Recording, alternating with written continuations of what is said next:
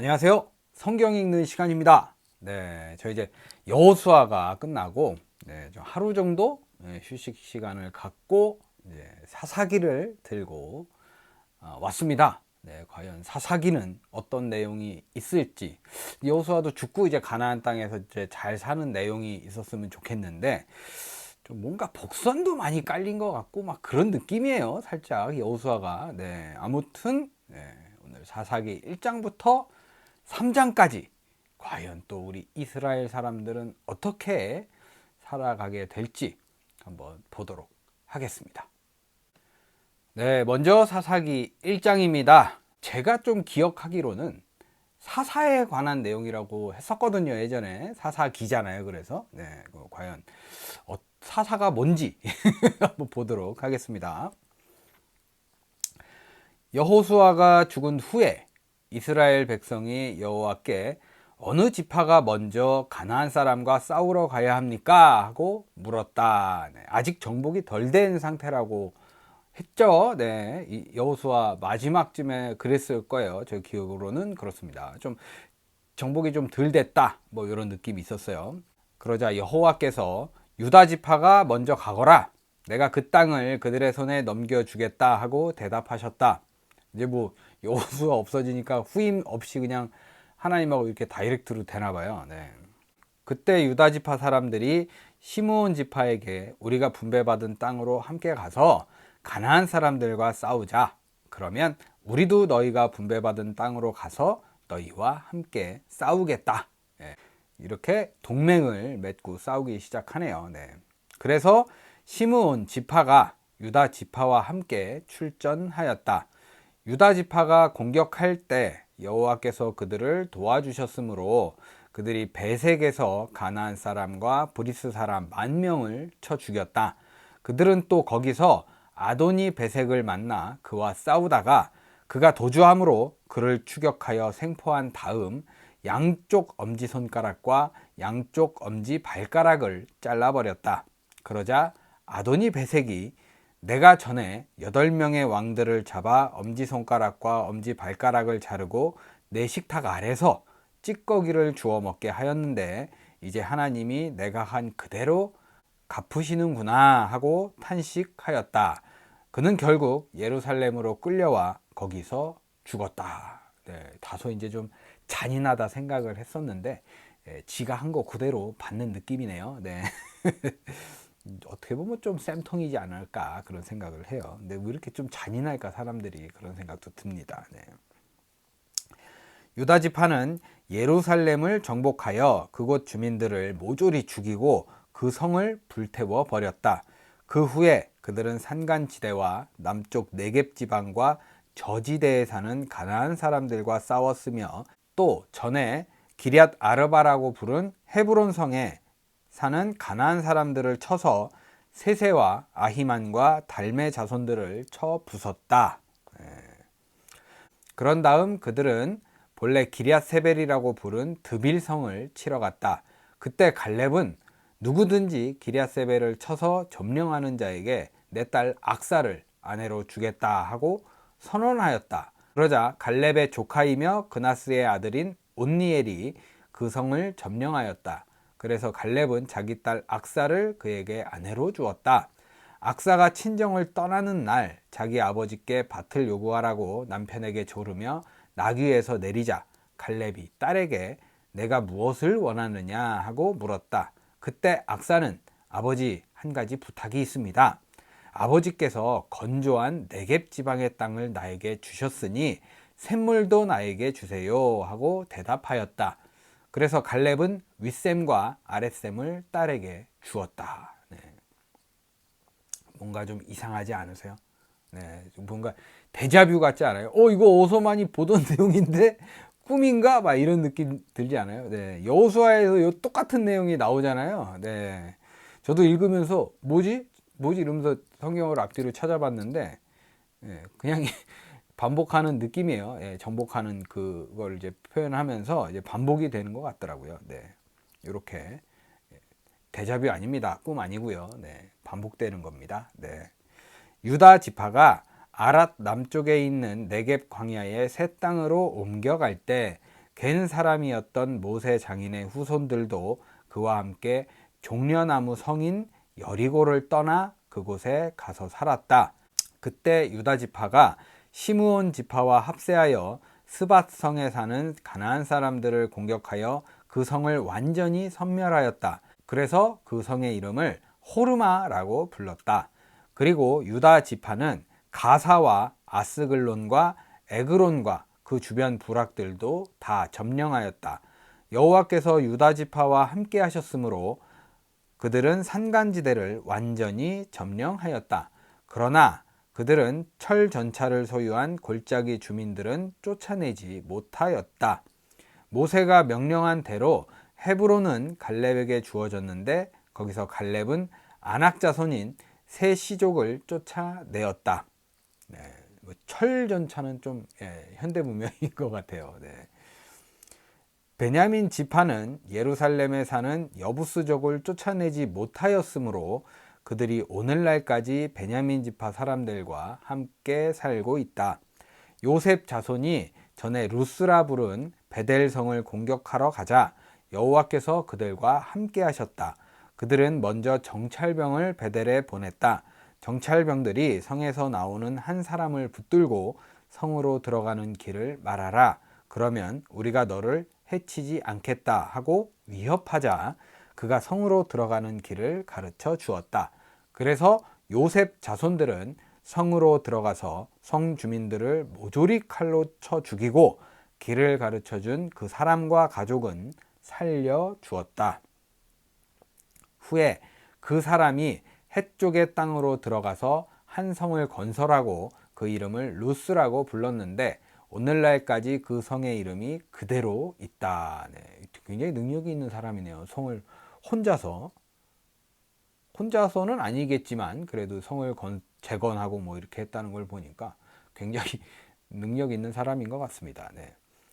므낫세 지파는 벳스안, 다낙, 돌, 이블르암, 무깃도 그리고 이 성들 주변의 부락에 사는 주민들을 쫓아내지 못했으므로 가나안 사람들이 그 땅에 그대로 머물러 살았다. 네. 가나안 사람들을 완전히 모조리 섬멸하고 없애고 멸망시키고 뭐 이러라고 다 쫓아내라고 하지 않았나요? 네, 뭔가 좀 이유가 있었나 보네요. 네. 그러나 이스라엘 자손은 그들이 강해졌을 때에도 가나안 사람들을 쫓아내지 않고 종으로 삼아 일을 시켰다. 그렇죠. 이제 종이 필요하고 이제 뭐 어떻게 보면은 노예 뭐 이런 느낌이겠죠. 네. 이렇게 이제 같이 살았나 봐요. 네. 에브라임 지파는 게셀에 사는 가나안 사람들을 쫓아내지 않았기 때문에 그들이 아직도 에브라임 지파 사람들과 함께 살고 있다.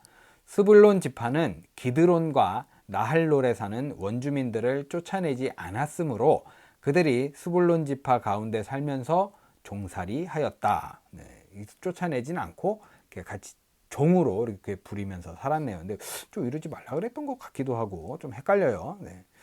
괜찮으니까 이렇게 살고 있겠죠. 네. 아셀 지파는 악고, 시돈, 알랍, 악십, 헬바, 아빅, 르홉에 사는 원주민들을 쫓아내지 않고 그들과 함께 살았다. 납달리 지파는 벳 세메스 주민과 벳 아낫 주민들을 쫓아내지 않고 그들과 함께 살면서 그들을 종으로 삼아 일을 시켰다. 아모리 사람들은 단 지파 사람들을 산속으로 쫓아버리고 평지에 내려오지 아모리 사람들은 단 지파 사람들을 산속으로 쫓아버리고 평지에 내려오지 못하게 하였다. 아모리 사람들이 헤레스 산과 아얄론과 사알빔에서 계속 그대로 살았으나 요셉 자손들이 그들을 정복하고 종으로 삼아 일을 시켰다. 아모리 사람의 경계는 아그라빔 비탈에서부터 셀라와 그 위까지였다. 아모리 사람들을 쫓아내지 못한 게 아니고 단지파가 쫓겨나는 뭐 이런 일도 뭔가 이게 다 쫓아내게끔 이렇게 스토리가 돼 있었는데 뭔가 좀 잘못된 느낌이죠. 네, 아무튼 이렇게 좀 뭔가 찝찝하게 1장이 마무리가 되었습니다. 네, 계속해서 사사기 2장입니다. 네. 어느 날 여호와의 천사가 길갈에서 복임으로 올라와 이스라엘 백성에게 이렇게 말하였다. 나는 너희를 이집트에서 인도해 내어 너희 조상들에게 약속한 이 땅으로 들어오게 하였다. 내가 너희에게 너희와 맺은 계약을 어기지 않을 테니 너희도 이 땅에 사는 사람들과 계약을 맺지 말고 그들의 단을 헐어버리라고 했는데 너희는 내 말에 불순종하였다. 너희가 어째서 이렇게 하였느냐. 네, 드디어 사단이 났네요. 야, 사사기 들어오고 딱 2장 만에 완전 초반이잖아요. 초반인데 욕 먹었네요. 네. 아, 이럴 줄 알았다니까요. 뭔가 좀 이상했다니까요. 다 내쫓고 다 죽이고 어떤 성은 재건도 하지 마라 이렇게까지 얘기가 나왔던 상황인데 왜 그리고 안 쫓아내고 쫓아내지 않았다. 저는 이게 뭔가 뜻이 있어서 이렇게 해도 됐구나라고 생각을 했는데 시작이 불안한데요. 2장은. 네. 내가 분명히 너희에게 말하지만 나는 그들을 너희 앞에서 쫓아내지 않겠다. 그러므로 그들이 너희에게 가시와 같은 존재가 될 것이며 그들의 신들은 너희에게 덫이 될 것이다. 여호와의 천사가 이 말을 했을 때 모든 이스라엘 백성은 소리 높여 울었다. 아, 참 진짜 진짜 꼴배기 싫으네요, 진짜. 와, 왜 이러냐 얘네들. 그래서 그들은 그곳을 복임이라고 부르고 거기서 여호와께 제사를 드렸다. 여호수아가 이스라엘 백성을 해산시킨 후에 그들은 각자 자기가 분배받은 땅으로 돌아갔다. 이스라엘 백성은 여호수아가 사는 날 동안 여호와를 잘 섬겼으며 그 후에도 그들은 여호와께서 이스라엘을 위해 행하신 모든 일을 직접 목격한 장로들이 살아있는 동안 여호와를 잘 섬겼다. 네, 아시죠? 네, 눈치채셨죠? 사는 날 동안, 살아있는 동안. 그 외에는 어떻겠어요? 아이고 난리가 났네. 어떻게 해야 돼? 아이고 참나. 여호와의 종 눈의 아들 여호수아는 110세를 일기로 세상을 떠났다. 그래서 백성들은 그를 가스산 북쪽 에브라임 산간지대에 있는 그의 소유지 딥낫 세라에 장사하였다. 그리고 그 당시 사람들도 마침내 다 죽어 없어지고 새로운 세대가 일어났는데 이들은 여호와를 알지 못하고 여호와께서 이스라엘을 위해 행하신 일도 알지 못하는 자들이었다. 이걸로 봤을 때 제가 봤을 때 이제 개판 친 거죠. 율법은 뭐 율법도 모를 것 같아요. 네, 아주 그냥 와 이렇게 초반부터 이렇게 난리가 난다고요. 네. 이스라엘 백성은 여호와께 범죄하고 바알 신들을 섬기기 시작하였다. 그들은 이집트에서 이스라엘 자손을 인도해 내신 그들의 조상의 하나님 여호와를 저버리고 그 주변에 있는 이방 민족들의 신들을 섬겼다. 이와 같이 그들은 여호와를 버리고 바알과 아스다롯을 섬겨 여호와를 노하게 하였다. 정말 대단합니다. 그러므로 여호와께서는 이스라엘 백성에게 분노하셔서 그들을 약탈자들의 손에 넘기고 또 그 주변 원수들의 지배를 받게 하셨다. 그래서 그들이 다시는 원수들을 당해낼 수가 없었다. 그들이 어느 곳으로 출전하든지 여호와께서 말씀하신 대로 그들을 치셨으므로 그들은 큰 공경에 빠지게 되었다. 그 후에 여호와께서는 사사들을 일으켜 이스라엘을 약탈자들의 손에서 구출하셨으나 그들은 사사들에게도 순종하지 않고 창녀짓을 하듯이 다른 신들을 섬기고 절하였다. 그들의 조상들은 여호와의 명령에 순종하였으나 그들은 여호와를 저버리고 그 명령에 순종하지 않았다. 여호와께서 사사를 세우실 때마다 그와 함께 하셔서 그가 사는 날 동안 이스라엘 백성을 그 원수들의 손에서 구해내시고 그들이 고통과 압박으로 신음할 때 그들을 불쌍히 여기셨다. 그러나 사사가 죽으면 백성들은 옛 습성으로 되돌아가 그들의 이전 세대보다 더 부패하여 다른 신들을 섬기고 절하며 그들의 악한 행위와 못된 습성을 버리지 못하였다. 그러므로 여호와께서 이스라엘 백성에게 몹시 노하셔서 이렇게 말씀하셨다. 이 백성들은 내가 그들의 조상들과 맺은 계약을 지키지 않고 나에게 불순종하였다. 그래서 나는 여호수아가 죽을 때까지 정복하지 못한 남은 민족을 더 이상 쫓아내지 않고 그들을 이용하여 이스라엘 백성이 그들의 조상들처럼 나 여호와의 명령에 순종하는지 안 하는지 알아보겠다. 그래서 여호와께서는 이 민족들이 그 땅에 남아있게 하시고 그들을 즉시 쫓아내지 않으셨으며 또 여호수아의 손에 그들을 완전히 넘겨주시지도 않으셨다. 네. 참 안타까운 2장 만에 사사기 시작하고 거의 초반인데 완전히 무너져 내렸어요. 가나안 땅에. 제가 언젠가는 이렇게 될 거다라고 생각을 했는데 이렇게 빠를 줄은 또 몰랐네요. 네. 정말 어마어마한 일이 벌어졌습니다. 네, 이렇게 2장이 마무리되었습니다. 네, 마지막으로 사사기 3장입니다. 네, 과연 되게 짧은 시간 동안 진짜 많은 일이 벌어졌잖아요. 네. 과연 또 어떤 일이 또 3장에서 펼쳐질지 한번 보도록 하겠습니다. 여호와께서는 가나안에서 전쟁을 겪지 않은 이스라엘 백성을 시험하시려고 그 땅의 일부 민족을 남겨두셨다. 이것은 전에 전쟁을 겪어보지 못할 새로운 세대들에게 전쟁이 무엇인지 가르쳐주기 위해서였다. 그 땅에 남게 된 원주민들은 블레셋 5성의 주민들과 모든 가나안 사람들과 시돈 사람들, 그리고 바알 헤르몬 산에서부터 하맛 입구까지 레바논 산에 사는 히위 사람들이었다. 이들은 이스라엘의 새로운 세대를 시험하고 또 그들이 여호와께서 모세를 통하여 그들의 조상들에게 주신 명령에 순종하는지 안 하는지를 알아보기 위해서 여호와 하나님이 남겨두신 자들이었다.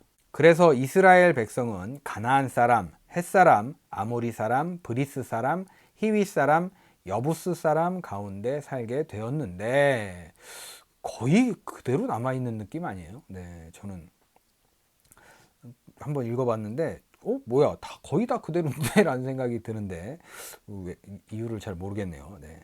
그들은 이 민족들과 서로 결혼하고 그들의 신들을 섬겼다. 이스라엘 백성은 그들의 하나님 여호와를 잊어버리고 바알과 아세라 우상을 섬겨 여호와께 범죄하였다. 그래서 여호와께서는 몹시 노하셔서 그들을 메소포타미아의 구산 리사다임 왕에게 넘겨 이스라엘이 8년 동안 그의 지배를 받게 하셨다. 그러나 이스라엘 백성이 여호와께 부르짖자 여호와께서는 그들을 구출해낼 사람을 세우셨는데 그는 갈렙의 조카이며 그나스의 아들인 운니엘이었다. 여호와의 성령께서 그를 감동시키셨으므로 그가 이스라엘의 사사가 되어 전쟁에 나갔다. 여호와께서는 메소포타미아의 구산 리사다임 왕을 그의 손에 넘겨주어 그를 이길 수 있게 하셨다. 그래서 그 땅에는 그나스의 아들 운니엘이 죽을 때까지 40년 동안 평화가 있었다. 이스라엘 백성이 여호와께 범죄하였으므로 여호와께서는 모압 왕 에글론을 이스라엘보다 더 강하게 하셨다. 에글론이 암몬 사람과 아말렉 사람의 세력을 모아 이스라엘을 쳐서 종려나무 성인 여리고를 점령하였다. 그래서 이스라엘 백성은 18년 동안 에글론 왕의 지배를 받았다. 그러나 이스라엘 백성이 다시 여호와께 부르짖자 여호와께서는 그들을 구출해낼 사람을 세우셨는데 그는 베냐민 지파에 속한 게라의 아들 왼손잡이 에훗이었다. 이스라엘 백성은 에훗에게 조공을 주어 모압 왕 에글론에게 갖다 바치게 하였다. 그래서 에훗은 45cm 정도의 양쪽 날이 선 칼을 직접 만들어 오른쪽 넓적다리 옷 속에 감추고 모압 왕 에글론에게 가서 조공을 바쳤다. 에글론은 아주 비대한 사람이었다. 왕이니까 그래도 좀 이렇게 풍채가 있었겠죠. 네. 에훗은 조공을 바친 후 그것을 운반한 사람들을 돌려보내고 자기는 길갈 부근의 우상 만드는 곳에서 되돌아와 에글론에게 왕이여 제가 조용히 드릴 말씀이 있습니다 하였다. 왕이 자기 신하들에게 나가 있으라고 말하자 그들은 모두 밖으로 나갔다. 그때 왕은 시원한 다락방에 혼자 앉아 있었다. 에훗이 그에게 나아가 하나님이 왕에게 전하라고 하신 말씀을 제가 가져왔습니다 하자 에글론 왕이 곧 자리에서 일어섰다. 네, 이제 뭔가 이 전언을 얘기한다 이렇게 얘기하면 좀 예의를 갖추는 그런 건가 봐요. 네. 그러자 에훗은 왼손으로 오른쪽 넓적다리에서 칼을 뽑아 왕의 배를 찔렀는데 그 칼은 자루까지 딸려 들어가 칼끝이 그의 등 뒤로 나왔다. 에훗이 칼을 빼내지 않았으므로 그 칼에 기름이 엉겨 붙었다. 그리고서 에훗은 밖으로 나가 다락방 문을 걸어 잠그었다. 에훗이 떠난 뒤에 왕의 신하들이 와서 보니 다락방 문이 잠겨 있었다. 그래서 그들은 왕이 그 방에 딸려 있는 화장실에서 용변을 보고 있는 줄로 생각하였다. 그러나 오랫동안 기다려도 왕이 문을 열지 않자 그들이 열쇠를 가져와 문을 열고 보니 왕이 마룻바닥에 죽어 있었다. 한편 에훗은 신하들이 기다리는 동안 우상 만드는 곳을 지나 스이라로 도망하였다. 그는 에브라임 산간지대에 와서 나팔을 불어 병력을 소집한 다음 그들을 이끌고 산간지대에서 내려오며 나를 따르시오. 여호와께서 여러분의 원수 모압 사람들을 여러분의 손에 넘겨주셨습니다 하고 외쳤다. 그래서 그들은 에훗을 따라 내려가서 모압으로 들어가는 요단강 나루를 장악하고 한 사람도 건너가지 못하게 하였다. 그날 그들은 모압을 공격하여 약 10,000명의 모압 정예병을 한 사람도 남기지 않고 모조리 죽였다. 그래서 그날 모압은 이스라엘에게 굴복하였고 그 후로 그 땅에는 80년 동안 평화가 있었다. 에훗 다음에 나타난 사사는 아낫의 아들 삼갈이었다. 그는 소를 모는 막대기로 블레셋 사람 600명을 죽이고 이스라엘을 구원하였다. 네. 삼갈 대단하네요. 막대기로. 네. 저는 이제 사사라 그래가지고 느낌이 살짝 그런 뭐 예언하는 사람들 있잖아요. 이렇게 책 읽고 막 이렇게 좀 공부벌레들 막 이런 사람들이 사사인 줄 알았는데 예언하고 이렇게 제사장 막 이런 느낌인 줄 알았는데 전쟁에서 싸우는 장군 같은 느낌이네요. 네. 잘 몰랐습니다. 저는 그냥 고리타분한 이제 팬쟁이들 팬떼라 그러잖아요. 네, 그런 사람들 얘기인가 하고 이제 생각을 했었는데 그게 아니라 이제 장군처럼 이렇게 싸워서 이제 이겨내는 그런 사람들을 사사라고 했네요. 네, 아무튼 이제 이렇게 삼갈의 이야기까지 나오고 3장이 마무리가 되었습니다.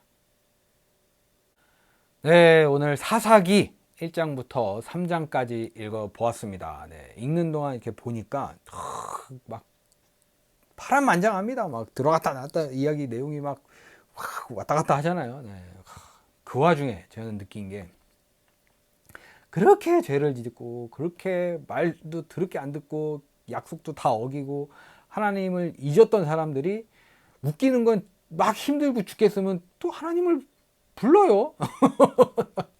참 그게 웃겨요. 예, 모른다고 아예 모른다고 나오잖아요. 하나님을 알지 못했다. 다른 신을 섬겼다. 근데 막상 자기가 막 힘들고 고난 가운데 있을 때는 여호와께 부르짖어요.